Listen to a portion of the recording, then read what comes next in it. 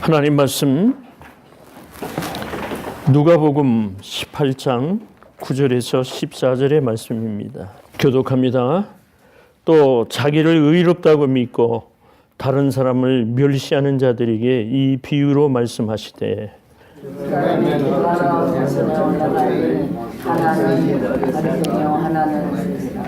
바리새인은 따로 서서 기도하여 가로되 하나님이여 나는 다른 사람들 곧 토색, 불의, 간음을 하는 자들과 같지 아니하고 이 세리와도 같지 아니함을 감사하나이다.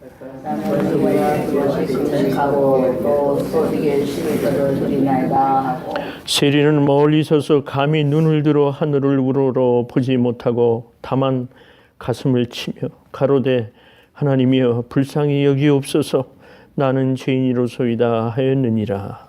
내가 너에게 이르노니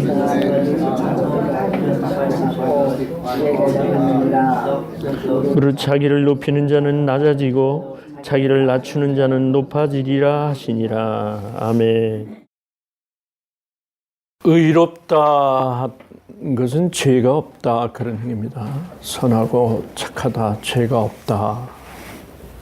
우리는 예수 믿고 구원받은 백성으로서 하나님 앞에 의롭다 하심을 입은 자들입니다.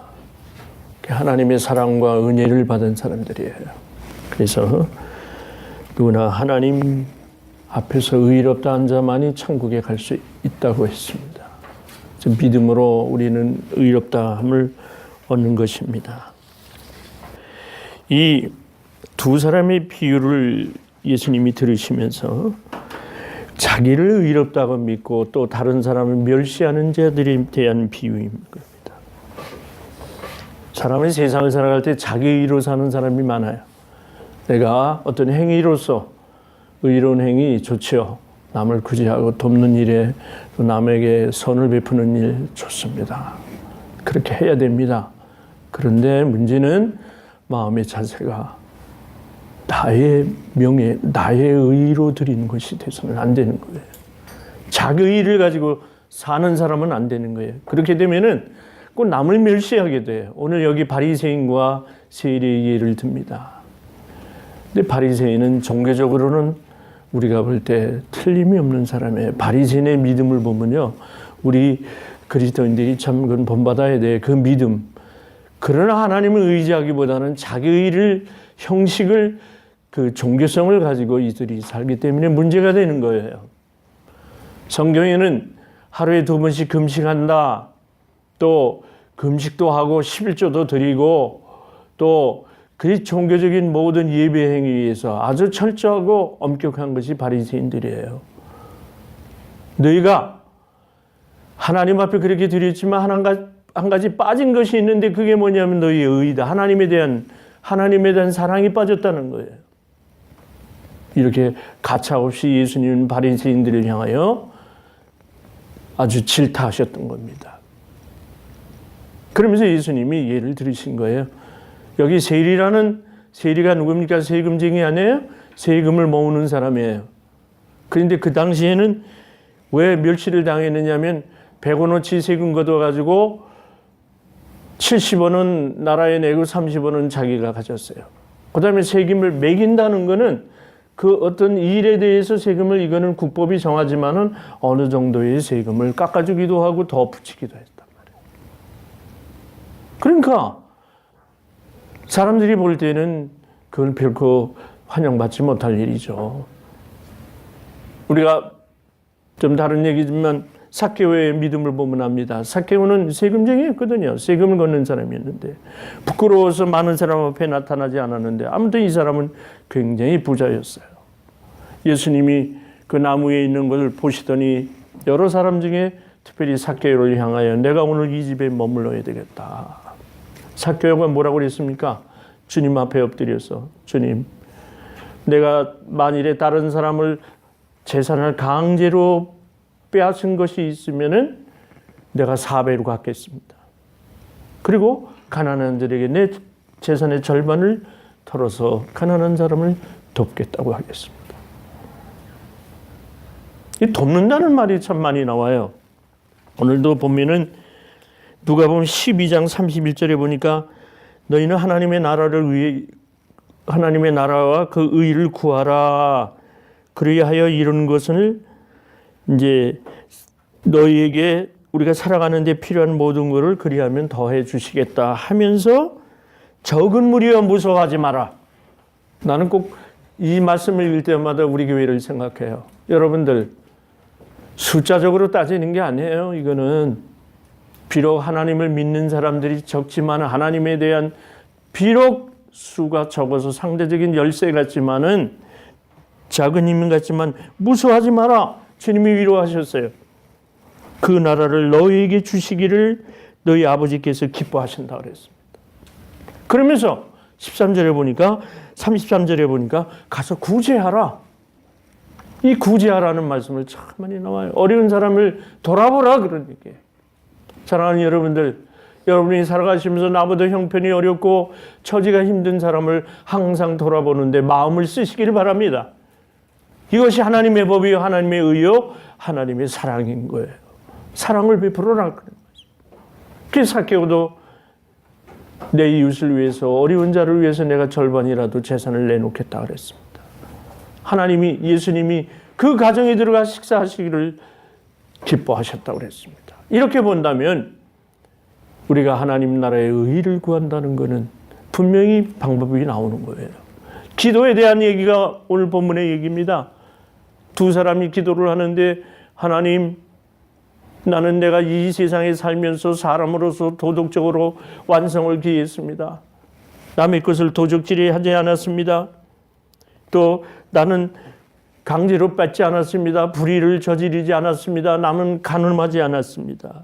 이런 사람들하고 같지 않고 특히 이 세리와 같지 않은 것을 감사하나이다. 아니, 두 사람이 기도회로 갔는데 거기 서 있는 세리 보러 내가 이 세리와 같지 않은 것을 감사합니다 그랬어요. 이거 얼마나 사람을 멸시하는 사람이에요. 이런 사람들 많아요. 나는 자사람 같지 않고 나는 그래서 내가 의로운 사람이야. 그래서 예수님 뭐라고 그러셨어요? 너희가 잔치에 초청을 받아가면은 상석에 앉지 말고 저 말석에 앉아라. 끝에 앉아라. 그러면 더 높은 사람이 와서 더 낮은 사람이 아래로 가게 하고 그 마지막에 앉은 사람을 불러서 높은 자리에 앉힐 것이다. 여러분 잔치 자리에 가면 꼭 끝자리에 앉으세요. 그러면 이리 오세요 주인이 이렇게 얘기합니다. 그러니까 어느 의식에서나 이 잔치 자리에 가면은 누가 그 자리에 앉느냐가 상당히 중요해요. 상당히 중요합니다. 대통령 옆에 누가 앉느냐, 국왕의 자리 옆에 누가 앉느냐. 여러분 상상에 맡기겠습니다. 누가 앉느냐가 굉장히 중요한 거예요. 근데 어떻게 기도했어요? 세리는 이렇게 기도했어요. 바리새인이 기도하는 그 자리에도 가지 못하고 떨어져 있으면서 세리는 멀리 섰다고 그랬어요. 멀리 서서 기도 자리에까지도 바리새인의 자리까지도 못 가고 멀리 서서 감히 눈을 들어 하나님을 우러러보지 못하고, 근데 바리새인은 우러러보고 기도한 거거든요. 한번 자세를 연상을 해보세요. 다만 가슴을 치며 가로되 하나님이여 나를 불쌍히 여겨주십시오. 내 죄가 머리털보다도 많습니다. 시편 40편에 나와 있는 대로 내 죄가 머리털보다 많으므로 내가 꺾였습니다. 주님, 나를 불쌍히 여겨주십시오. 내 이 죄를 가지고는 하나님 앞에 가지 못합니다. 여러분, 예수님이 이 두 사람을 비유했습니다. 이런 비유 얘기가 참 많이 나와요. 여러분, 자기 일을 가지고 살았던 왕 중에 실패한 왕이 우리 사울 왕이죠. 사울과 다윗을 볼 때 사울은 성경을 보면은 아주 출중했다고 그래서 인물이 출중하고 잘났다고 그랬어요. 사울은 아주 용모가 준수하고 키도 크고 아마 굉장히 멋진 남이었나 봐요. 우리가 흔히 생각하면 왕쯤 되면은 저 정도는 돼야 돼. 흔히들 그렇게 생각하잖아요. 아마도 그런 사람이었는가 봐요. 이스라엘의 초대 왕으로 세웠습니다. 기름을 부어 사무엘이 기름을 부어 왕을 세웠습니다. 그래서 그런지는 몰라도 이 왕은 점점 자기의 의로서 통치를 했던 거예요. 근데 목동은 뭐예요? 이제 사무엘이 새로운 왕을 기름 부어 세우려고 10년 전에 이제 하나님이 부르심을 입고 사무엘부로 새로운 왕을 선택하라, 간택하라. 이 선지자는 그 명을 받들고 이제 다윗의 집에 갑니다. 그 아버지에게 너희 형제들을 다 아들들을 불러들여라. 하나님이 선택하고 지시하신 사람이 있으니 내가 그에게 기름을 부을 것이다.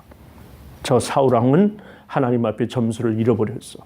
그러니까 이제 새로운 왕을 준비를 해야 되는데 이제 큰 아들서부터 이렇게 들어오게 합니다. 다 잘났죠? 잘생겼죠? 그런데 사무엘은 거기 서서 그럽니다. 아니다. 근데 아들 9을 다 불렀는데 아무도 없어. 너 이들이 전부냐? 예. 우리 아들 하나가 있는데 지금 저 들판에서 양을 치고 있습니다. 목동이 있습니다. 그럼 그 사람을 불러와라. 그 말째 아들을 가서 불러왔습니다. 사무엘은 아무 얘기하지 않냐고 기름을 부어 다윗에게 기름을 머리로부터 부었습니다. 이가 하나님의 왕이 될 거다. 이스라엘의 왕이 될 거다. 다윗이 뭐 그렇게 잘났겠어요? 들에서 양을 치는 그런 목동에 불과했던 거예요. 들판에 있는 사람을 불러다가 하나님이 세우신 거예요. 그러면서 하나님 뭐라고 그랬어요? 사람을 왜 물어보지 아니하시고 그 마음의 중심을 보기 때문에 다윗은 나중에 하나님 마음에 합한 사람이다. 이런 칭찬을 얻었던 거예요. 여기 세일이 볼품없는 사람이었어요. 오늘 이 비유를 들면서 주님은 우리에게 가르쳐 주시는 게 있어요. 절대적으로 하나님 앞에 복종하며 사는 겁니다. 우리는 하나님 앞에 순종하며 사는 겁니다. 여러분을 하나님의 은혜로 그때 그 자리에 적절하게 하나님이 세워주신 것이 하나님 감사합니다. 하나님 감사합니다. 이것뿐이 우리의 대답할 말은 감사합니다 뿐이 없는 겁니다. 자기를 의롭다고 믿는 사람들은 대부분 보면은 별로 이렇게 잘난 것이 없는 사람이에요.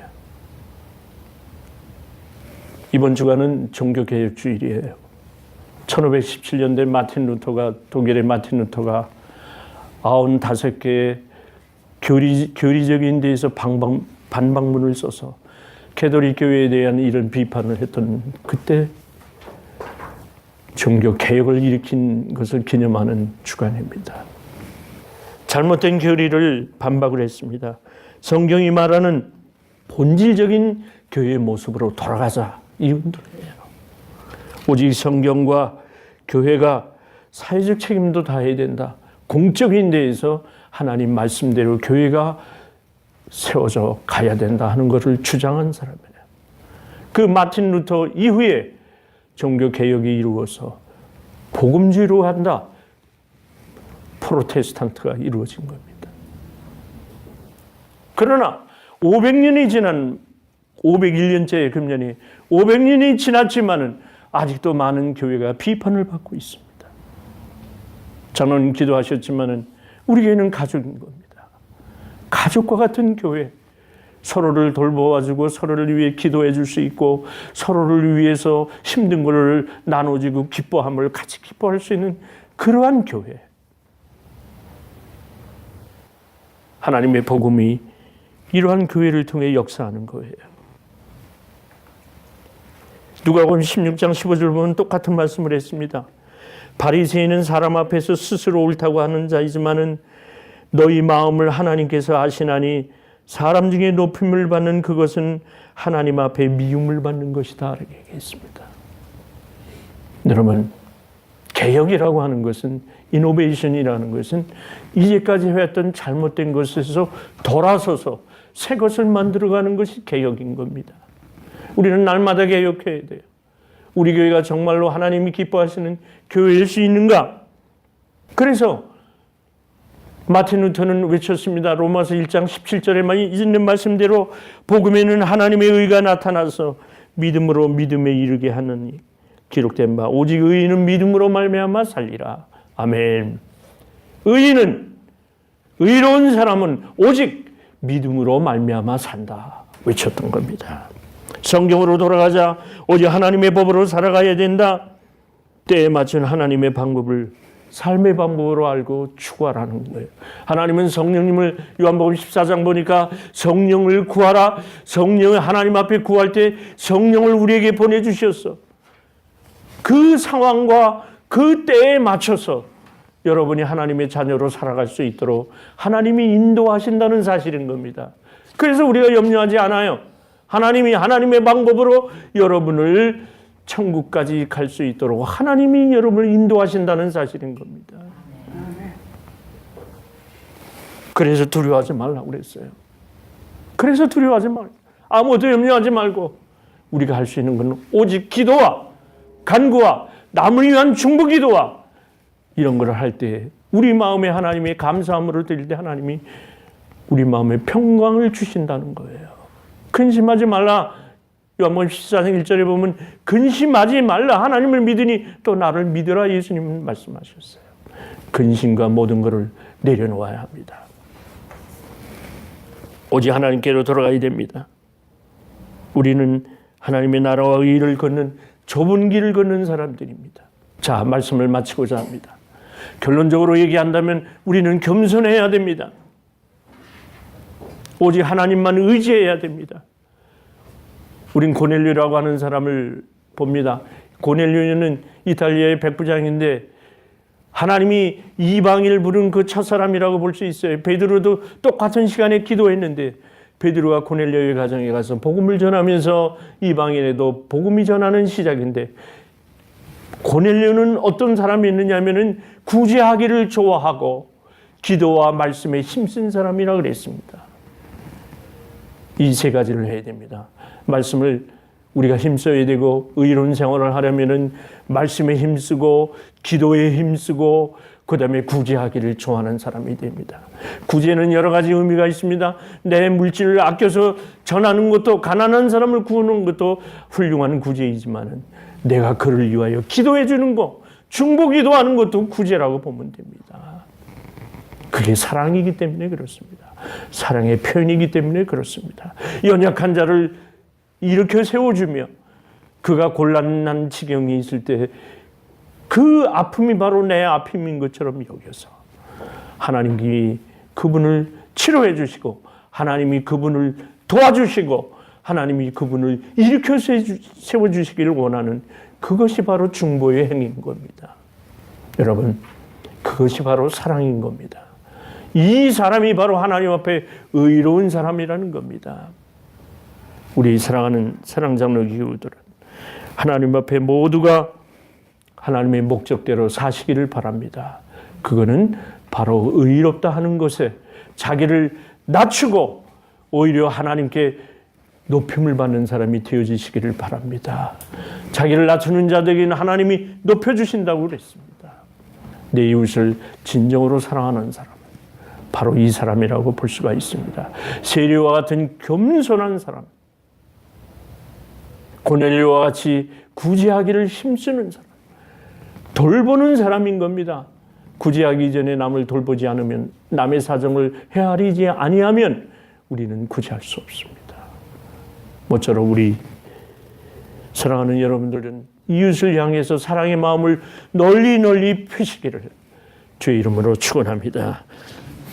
하나님 아버지, 우리는 세리와 같은 기도와 세리와 같은 자세를 갖기를 원합니다. 정교개혁주의를 맞이해서 하나님, 이 세계가 하나님 말씀 중심으로 돌아가기를 원합니다. 주님 오시는 날까지 하나님 말씀을 기본으로 하여 기도하고 구제하고 예배의 생활을 감당하도록 우리에게 힘 주시옵소서. 예수님의 이름으로 기도하옵나이다. 아멘.